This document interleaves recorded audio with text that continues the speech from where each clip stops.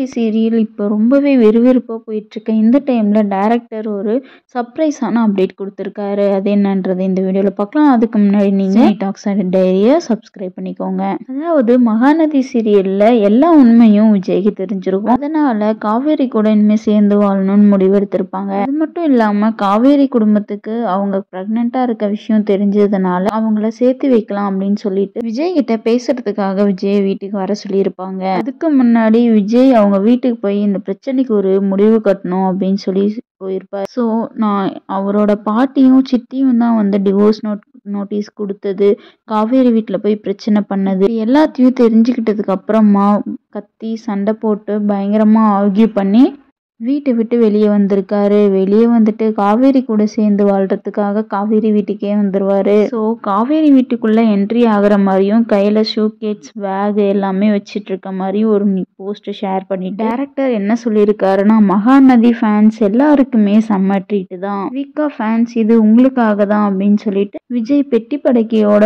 காவேரி வீட்டுக்குள்ள என்ட்ரி ஆகுற மாதிரி ஒரு போஸ்டை ஷேர் பண்ணியிருந்தாரு. இது மூலமாவே தெரிஞ்சிருச்சு விஜய் காவேரி ரெண்டு பேருமே ஒன்று சேர போறாங்கன்ட்டு. ஸோ இதுக்கப்புறமா காவேரி வீட்டில் தான் வந்து விஜய் இருக்க போறாரு அப்படின்ற மாதிரி தான் ட்ராக் போயிட்டு இருக்கு. ஸோ இதுக்கப்புறமா என்ன நடக்க போகுது அப்படின்றத நம்ம வெயிட் பண்ணி தான் பார்க்கணும்.